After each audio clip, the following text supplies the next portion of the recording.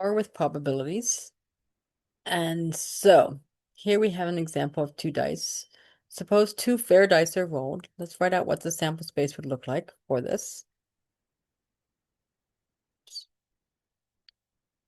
So the sample space, no, I won't write that, I'll just write it out. So we can get a 1 and a 1 on the first die, 1 on the second die, a 1 and a 2, 1 on the first die and a 2 on the second die, a 1 and a 3, a 1 and a 4, a 1 and a 5, or a 1 and a 6. Or you can get a 2 on the first die and a 1 on the second. Or a 2 and a 2. Or 2 and a 3. Or 2 and a 4. Or 2 and a 5. Or 2 and a 6. Or, again, keep going with this. 3, 1.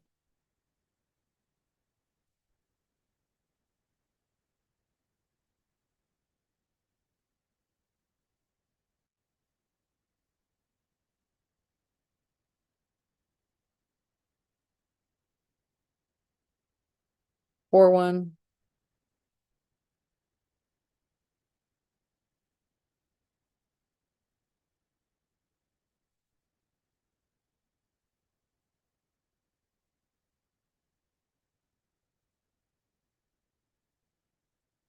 Five, 1.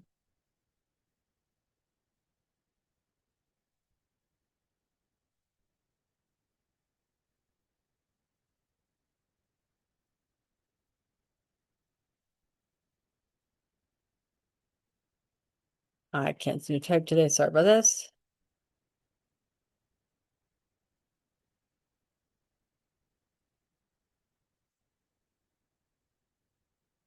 So you're getting basically a 2, 1 through 2, 6, a 3, 1 through 3, 6, a 4, 1 through 4, 6, a 5, 1 through 5, 6, and then a 6, 1, 6, 2, 6, 3, 6, 4, 6, 5, and then all the way to 6, 6. So that's your sample space you can get on a set of dice. All right, so now what we're going to do is we're going to find some probabilities. And what I'd like you to do is write out the outcomes that can make up the events first, so that you make sure that you've got those down. So I want a probability of a sum of 7. So that means you're looking for the probability of getting, well, a sum of 7 can be done by doing a 6, 1 first.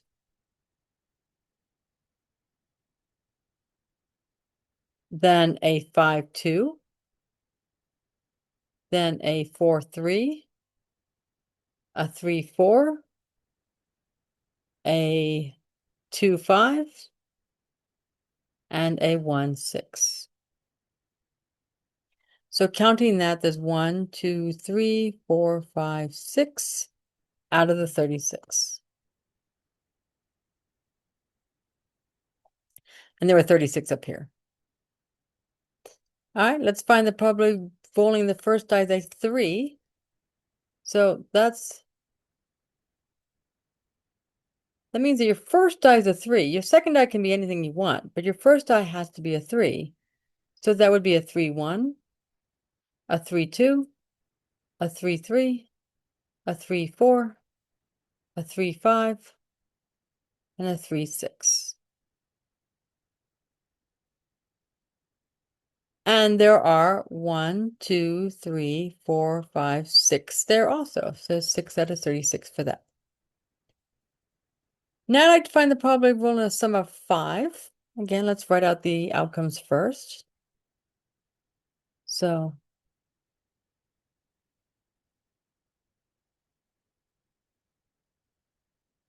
there can be a 4, 1. There can be a 4, 1. There can be a 3, 2. There can be a 2, 3. and there can be a 1, 4. And that is 1, 2, 3, 4, 5 out of 36. Now let's find the probability of not rolling a 7. Well, I could list them all, but I already know the probability of not rolling a 7 is going to be 1 minus the probability of sum of 7. And since I already know the probability of a sum of 7, it's way easier just to take 1 minus 6 out of 36, which gives me 30 out of 36. That's way easier than writing them all out. Find the probability of rolling a sum of 7 and a sum of 5.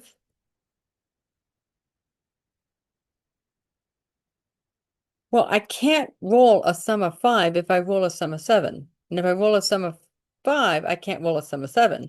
So they cannot happen at the same time. So it's 0 out of 36. They're mutually exclusive.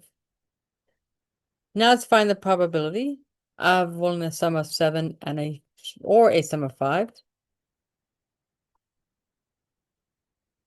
Well, because they're mutually exclusive, we can just do the probability of a sum of 7 and add that to the probability of a sum of 5, which we just did. We know those two probabilities. That would be 6 out of 36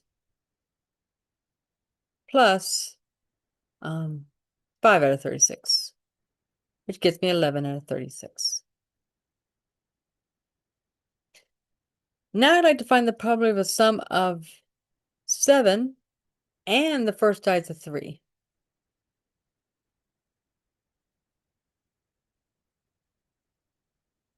Well, I can get a sum of 7 out of the first die is a 3. If I look at my first die is a 3, they're 3, 1, 3, 2, 3, 3, 3, 4, 3, 5, 3, 6. A 3, 4 gets me a sum of 7. So there's 1 out of those 30, out of the 36 ways. So it's 1 out of 36 is that probability.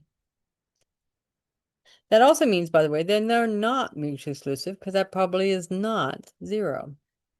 So now I'd like to find the probability of sum of 7 or first die is a 3.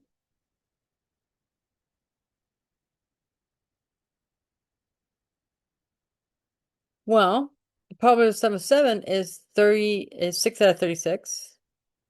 The probability the first die is a 3 is a 6 out of 36. But we just now counted something twice, so we need to subtract off the overlap of the 1 out of 36. So that's 12, that's 11 out of 36. So that was just using some rules that we've already kind of developed. I don't use these rules very often, but sometimes they're useful. Like in this case, they were kind of useful. Now I want to talk about something called conditional probabilities. Conditional probabilities are when you calculate the probability of an event happening after you know that another event has in fact happened.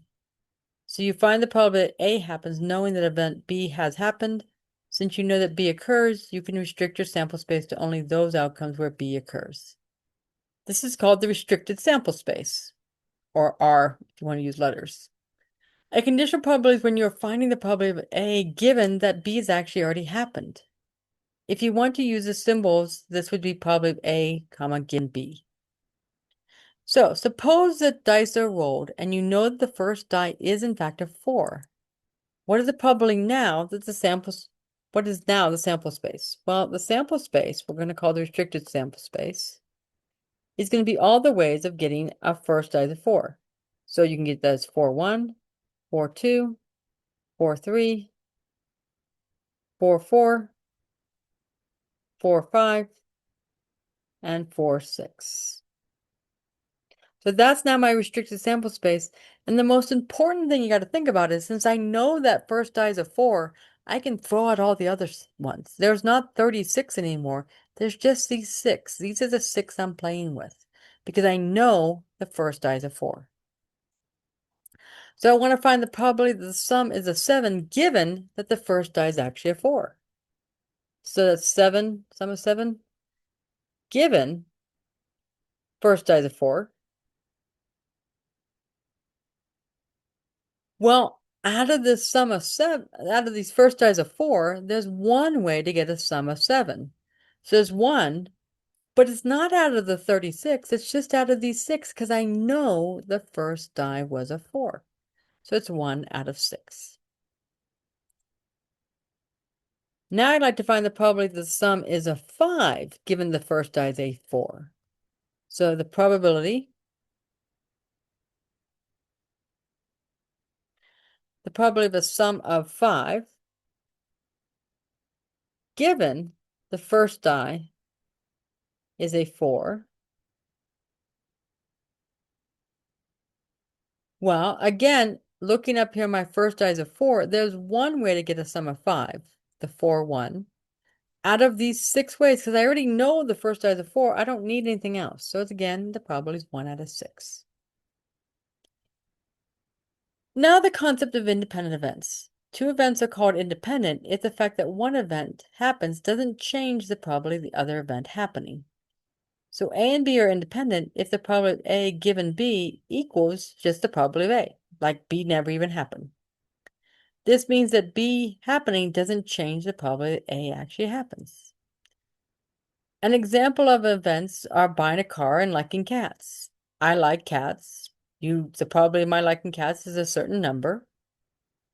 That doesn't in fact change, and knowing that I like cats doesn't in fact change the probability that I'm going to go buy a car. That has nothing to do with it. So they are independent events because knowing the one doesn't affect the other. An example of dependent events are working a full-time job and passing your class. Granted, a person who works a full-time job can pass their classes, but knowing that you have a full-time job does affect the probability of you passing your classes. Thus, the events are dependent. Sometimes it's easy to determine if 2 are independent, and sometimes you need some calculations. So, does the probability of getting the sum of 7, given the first die is a 4, equal the probability of sum of 7? Well, let's see. The probability of sum of 7, given first die is a 4, we calculated above, and that was 1 out of 6. We also calculated above that the probability of the sum of 7 is 6 out of 36. Well, this is the one place where I do reduce, so I can compare. 6 out of 36 is 1 out of 6, so they are the same number. That means knowing you got a first die as a 4 does not at all change the probability of getting a sum of 7. So they are actually equal to each other. That means they are independent. Does the probability of the sum of 5, given the first die is a 4, equal the probability of the sum of 5? Well, the probability of the sum of 5, given first die is a 4, is equal to 1 out of 36. We already did that up above. The probability of the sum of 5, we also did up above, and that was, I don't remember. I believe it was 4 out of 36. Which is not the same as 1 out of 6. 1 out of 36. I'm sorry, 1 out of 6. So 1 out of 6 is not the same as 4 out of 36. In fact, 4 out of 36 is 1 over 9. So they are not the same number. So therefore they do not equal. So they are dependent events. Knowing that you got a first die as a 4 does change the probability of you getting a sum of 5. Now, there's lots of places where we use this concept. One of the places I want to use this is with the multiplication rule for probability. Again, I don't use this rule very often, but there are times where I do use it when I have really big sample spaces. If 2 events A and B are independent, then the probability of A and B is equal to the probability of A times the probability of B, given that A has actually happened. In symbols, this would be probability of A and B equals the probability of A times, I don't know why I have a plus sign there, times the probability of B given A. So, if, on the other hand, if they are equal, if they are independent, I didn't read that one. If they are independent, then the probability of A and B equals the probability of A times the probability of B. They just multiply them together. Okay, so let's do an experiment. You're pulling 3 cards from a deck with no jokers from a standard deck. Find the probability that all 3 are 9s. So three nines, which means you get a 9 on the first,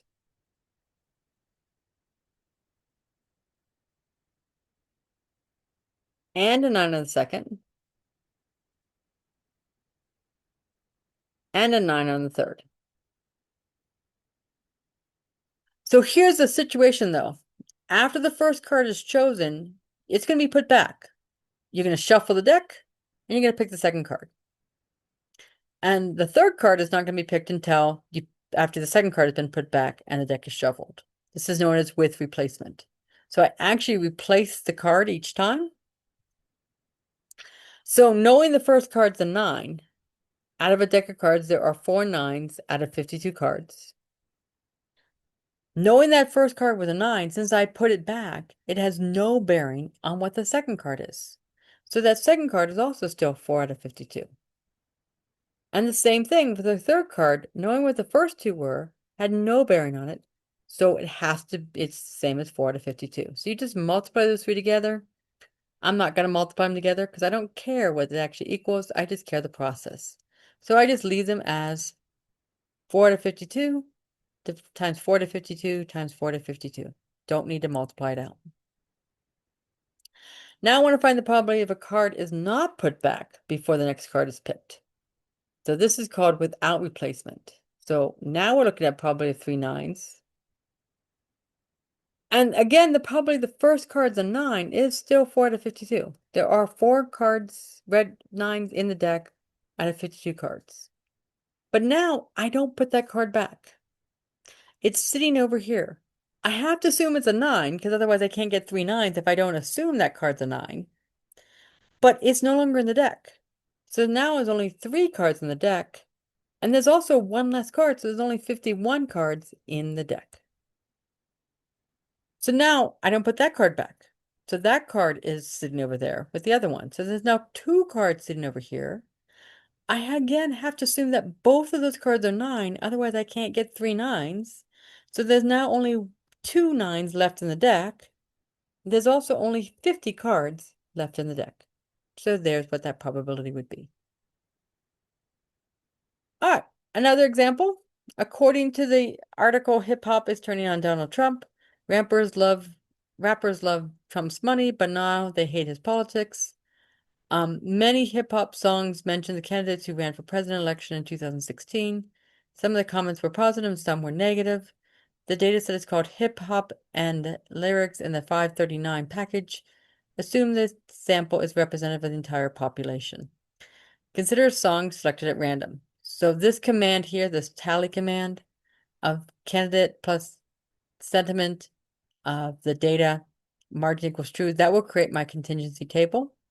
There's my contingency table with my totals. So I'd like to find the probability that a song has a negative sentiment given that it's about Donald Trump. So this time I'm picking a card at random, but I'm going to tell you I picked that card and it is about Donald Trump. So there are 268 songs they could actually be in that list. I now want to find the probability that it's a negative sentiment. So we're looking at the probability of negative given about Trump. So out of the 268 songs, there are 34 that are negative. So it's 34 out of the 268. So that's your probability. I don't need to do it out of all 377 because I know the song is about Donald Trump. I can ignore all the other songs because I know that about the song. Now I'd like to find the probability the song is about Donald Trump, given that it is a negative sentiment. So it's kind of the same question, but slightly different. So now it's about Trump, given that it's negative. Well, now again, I know the song is negative, so I'm only looking at these negative lists. I'm only looking at these 71 songs that are negative, and there are 34 of those that are about Donald Trump. So it's 34 out of 71. Now I'd like to find the probability the song has a negative sentiment given that it's about Hillary Clinton. So again, I want to find the probability the song is negative given it's about Clinton. So again, this time I know the songs about Clinton. It says 92 songs about Clinton, and 29 of them were negative. So it's 29 out of the 92. Now find the probability the song is about Hillary Clinton or has a positive sentiment. Now this time, I haven't told you any given information. I didn't tell you anything.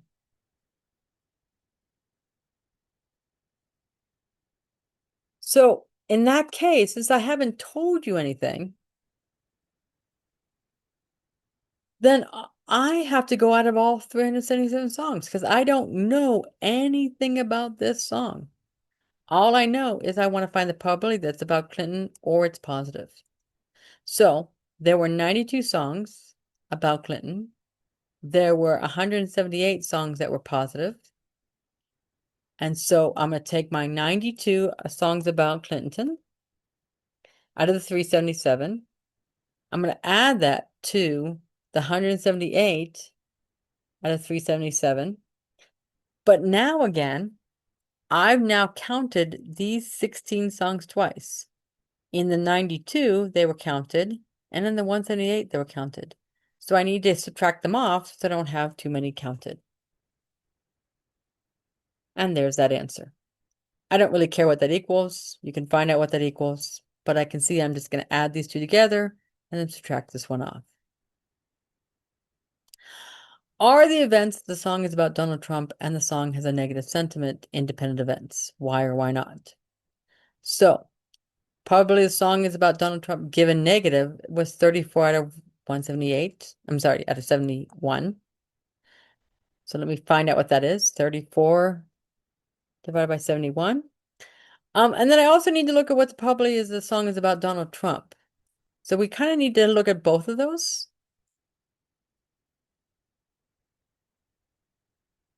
And so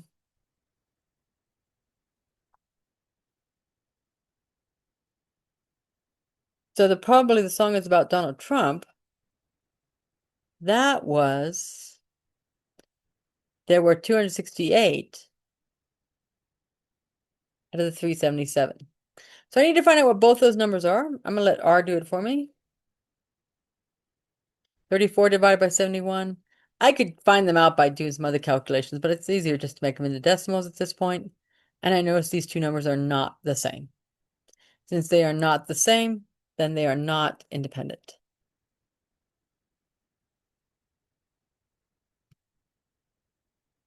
Which means that Donald Trump is probably right that knowing song is about a negative does mean that it's more that the probability has changed that it's about Donald Trump.